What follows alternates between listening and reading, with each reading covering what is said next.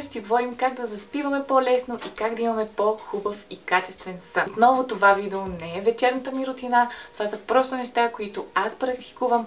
Понякога не всички наведнъж и понякога не всеки ден, но са неща изпробвани от мен, които намирам за полезни и наистина ефикасни, които ми помагат да спя по-добре и да се събуждам по-отпочинала. Така че започвам. Първото нещо, което обичам да правя, е да се къпя преди да си легна. По този начин, особено ако съм имала стресиращ ден или следващия ден е такъв стресиращ, предстои нещо важно, искам да се подсигуря, че ще заспя наистина бързо и ще мога да си отпочина и ще спя дълбоко през цялата вечер. Затова обичам да се подготвям и да отделям време на тялото си, да се грижа за него, като се изкъп. Любимият ми душ гел напоследък е станал този от Enzo BG, в който говорих в видеото с нови придобивки от Enzo BG. Не знам дали релаксира, така казва, че прави, но на мен много ми харесва аромата и си го използвам с огромно удоволствие.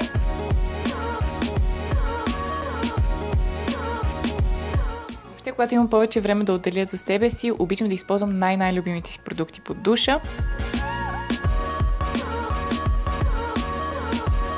Следващото нещо, което може да направите, за да подсигурите хубав и качествен сън за себе си, е да пинете нещо наистина приятно и успокояващо преди да заспите. Признавам си, аз понякога не пия успокояващи чашата, понякога ми се случва да изпия и чаша вино преди да заспа, но ако пиете алкохол, разбира се, ако сте на възраст, която е нормално да пиете алкохол, не прекалявайте с алкохол, тъй като това никога не е хубаво и само може да доведе до развален сън и нарушения в съня, така че не дейте. Пийте напитки, които нямат кофеин в тях, защото понякога някои чайове имат кофеин и разбира се кафето.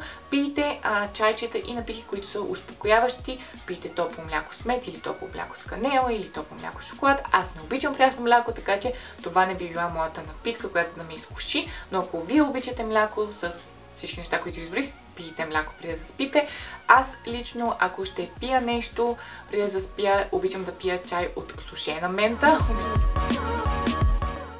Най-любимият ми чай е чай от сушена мента. Сушената мента си закупувам от най-обикновен билков магазин. Слагам и сушените листенца от мента и ги изливам с гореща вода. След това прецеждам чая, за да няма остатъци от мента в него.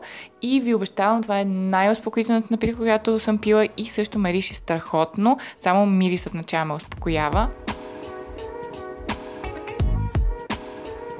Другият ми любим чай е чая от лайка. Това е класика. Всички знаем, че лайката успокоява. Него обичам да го пия с много мед.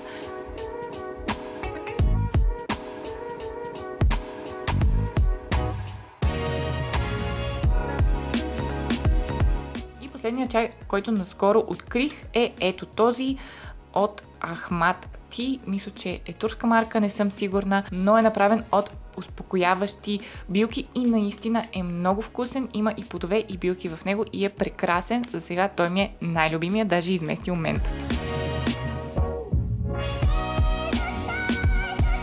Затова понякога, не винаги, си правя чай и го пия докато гледам телевизия и се настройвам да заспя. И докато съм си изгледала каквото имам да гледам по телевизията, вече чая ми е повлял и съм малко ето така ми се спи или съм по-отпусната.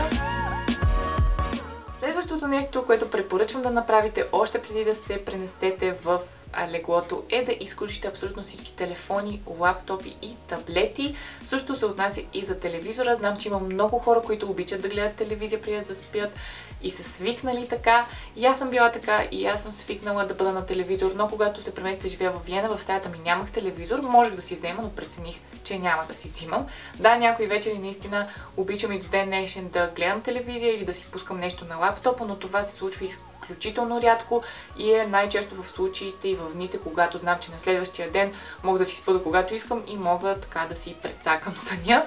Но ако имате важен ден или важна среща рано сутринта или ви предстои просто някакво важно пътуване или среща, изпит, каквото и да е, просто ако искате да се наспите качествено, не дейте да заспивате на светло, не дейте да заспивате на пуснат телевизор, не дейте да заспивате с телефони, таблети върху вас, просто не е хубаво за организма ви. Изключвайте телефона си, аз съм свикнала и го правя изключително много време, е да изключвам телефона си на режим полет, не го изключвам напълно, просто да активирам сигнала, абсолютно всякакъв сигнал, Wi-Fi, мобилни данни и въобще телефона ми се изключва. Разбира се, направя това в случай, че очаквам някакво обаждане на сутринта или ми трябва телефона да ми е включен, за да може да ме потърси някой. В тези случаи просто го оставям надалече от мен, за да не ме облъчва. Има, знаете, случаи, когато телефони избухват и нараняват хората. Дори да не избухне телефона ви, просто ви облъчва и не е нужно да е до вас. Затова всички електрически, електронни неща далече. И телевизора също. Следващото нещо, което поне за мен е изключително важно, е в спалнята и там, където спите, да е наистина много приятно, да си създадете сами една уютна и приятна атмосфера, в която искате да пребивавате, и също така да използвате леглото само единствено за сън. Не дейте да ядете в леглото, да учите в леглото и да правите какви ли не други неща. То е предназначено за сън. Не го превръщате в закусвалня и в офис.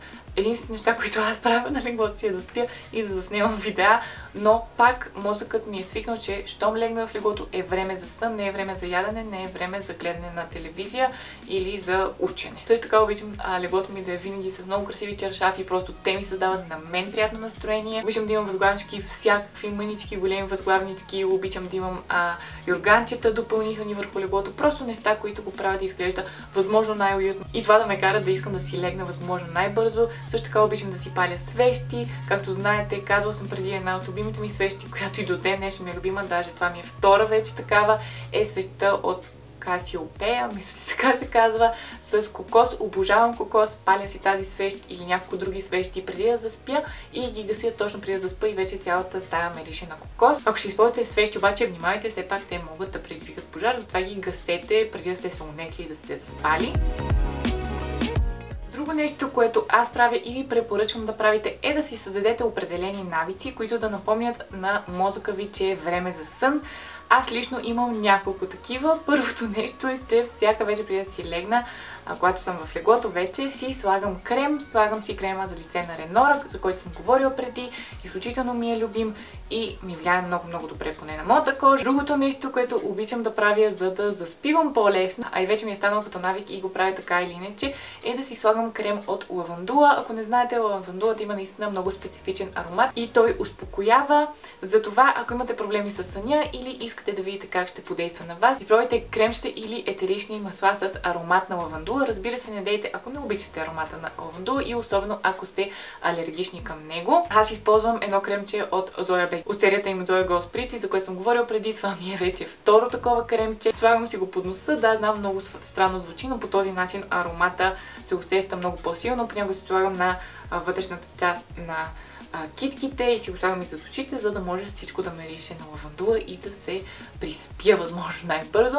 Друго нещо, което правя, но това е в екстремни случаи, когато много искам да ми мирише на лавандула, е да използвам етерично масло от лавандула и да капна няколко капки на една салфетка и да оставя тази салфетка или под възглавницата, или до мен на нощното шкафче. По този начин всичко мирише на лавандула и тя наистина успива. Пробвайте. Ако сте пробвали, ми напишете как ви действа на вас.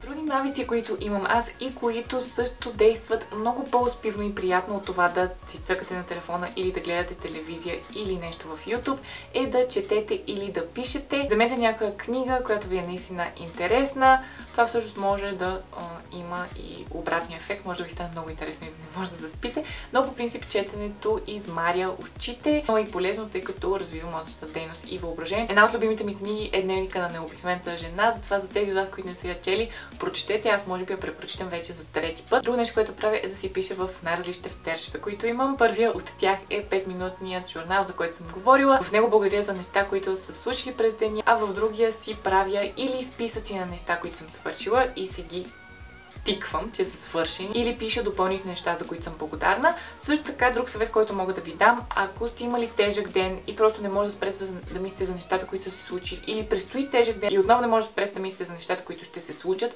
или споделете с някой, за да може това да не се цикли през цялото време и да може да спите спокойно. Или ако не може да споделите с някой твърде лично и си само някакви ваши си мисли и притеснения, ги напишете, защото само фактът, че ги изкарвате от вас и ги пишете на лист, ще ви успокои и ще може да заспите много по-бързо и много по-спокойно. спокойно. Отново, аз когато имам някакви много важни неща да върша, си ги пиша преди да заспа, за да знам, ето, написани са, демека наполовина свършени са, или щом съм ги написала, утре ще ги свърша, спокойно, всичко е наред. Или, разбира се, нещо, което аз обичам да правя, е да визуализирам.